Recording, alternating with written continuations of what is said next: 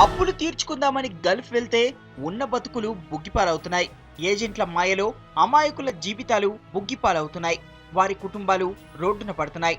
కరీంనగర్ జిల్లా హుస్నాబాద్ మండలం గోవర్ధనగిరి గ్రామానికి చెందిన రైతు కొమరయ్య పరిస్థితి కూడా ఇదే.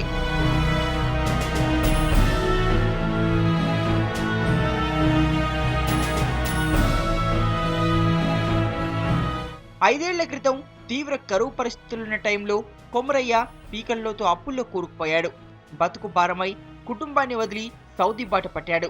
ప్రతాప్ రెడ్డి అనే ఏజెంట్కు 3 లక్షల రూపాయలిచ్చి సౌదీ చేరుకున్నాడు.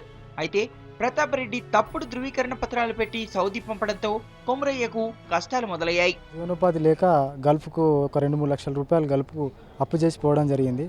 అక్కడ ఉన్న సేటు ఈయనకు మేస్త్రి పని మీద పెట్టిస్తా అని చెప్పి అక్కడ పోయిన తర్వాత మోసం చేసి వాళ్ళ ఇంట్లో తోట పనికి పెట్టుకొని ఇక్కడి మన ఇండియా 5,000-6,000 రూపాయలు ఇవ్వడం జరిగింది.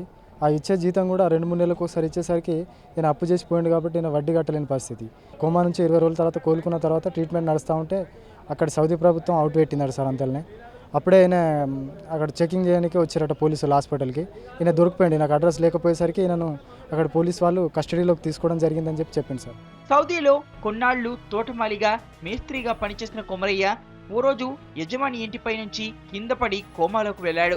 కొన్నాళ్లకు కోలుకున్నాక ఏజెంట్ మోసం తెలుసుకుని భార్య రాజవ్వకు ఫోన్లో విషయాన్ని చెప్పాడు. ఇదే టైంలో సౌదీలో నికాఖత్ చట్టం అమల్లోకి వచ్చింది. దీంతో తప్పుడు ధృవీకరణ పత్రాలతో సౌదీలో ఉన్న కొమరయ్యను అక్కడి పోలీసులు అరెస్ట్ చేశారు. ఆసుపత్రిలో చికిత్స పొందుతున్న కొమరయ్యను అదుపులోకి తీసుకుని కస్టడీకి తరలించారు.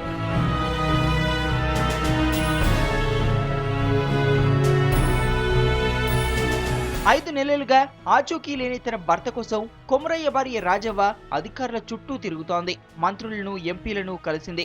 సీఎం ఆఫీస్ నుంచి సౌదీ ఎంబసీకి లెటర్ కూడా పంపేలా చేసింది. ఫలితం లేకపోవడంతో ఓసారి ఆత్మహత్య చేసుకునేందుకు ఒడిగట్టింది. చివరి ప్రయత్నంగా చీఫ్ సెక్రటరీని కలుద్దామని సచివాలయానికి వచ్చింది. 5 సంవత్సరాలు అయిపోయి ఇవరకు రాలేదు.